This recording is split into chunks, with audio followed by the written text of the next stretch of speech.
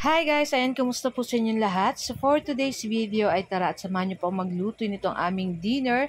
So meron po tayo dyang grilled pork chop at mag-iihaw din po tayo ng ating tilapia na binalot natin sa foil. Yung ating tilapia is nilagyan natin ng palaman sa loob ng sibuyas, kamatis, luya na may konting asin at paminta para masarap yung ating inihaw na tilapia.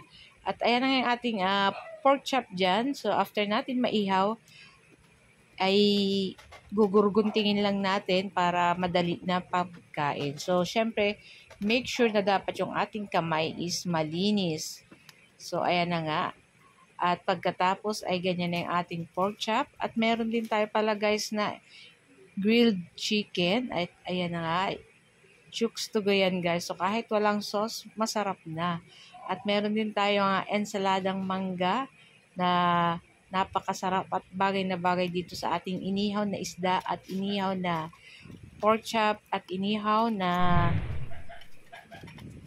chicken. So, ayan na nga. So, tara na guys. At samahan nyo na po kaming kumain ng aming dinner and enjoy watching na rin po. So, kung bago pa lang kayo sa aming page, huwag niyo po sanang kalimutan mag-like, mag-follow para palagi po kayong updated sa aming mga bagong video. So, pag ganito yung ulam guys, para ka na rin pong kumain sa labas, di ba? Yung ganito is napakasarap na. At kung kakain ka po sa labas ng ganito, nako, ilang libo ang mauubos nyo. Kaya mas mabuti pa kumain na lang kayo sa ating bahay at lutuin na lang natin yung lahat na gusto nating kainin. So, makakatipid pa po tayo.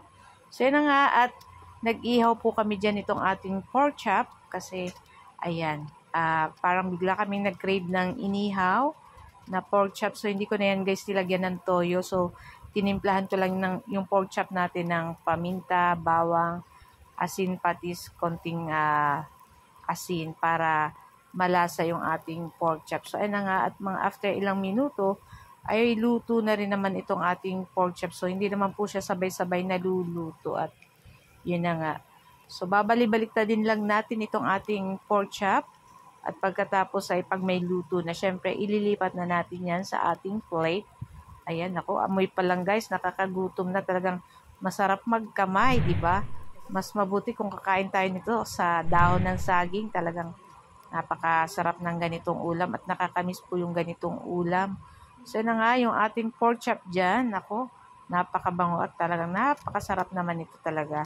So, yung ating inihaw na tilapia medyo na-overcook natin. Kaya yung balat nung ating tilapia is dumikit na dun sa foil. Pero okay lang naman po at talagang masarap naman. So, yun. Syempre, hindi mawawala yung ating sausawa na toyo mansi dito sa ating inihaw na pork chop at dun sa ating inihaw na tilapia. So, ayan na nga. At ready na po kaming kumain ng aming dinner. So, tara na guys at samahan nyo na po kaming kumain. Ayan. Ako, napakasarap na naman. Wala man na naman diet nito guys. Ayan. So, ayan na at dumidikit na yung ating balat ng tilapia sa ating foil. Ayan. So, tara na guys. Samahan nyo na po kaming kumain. Talagang perfect yung ating ensaladang mangga dito sa ating mga inihaw. So, ayan pa yung ating sinigang na pork.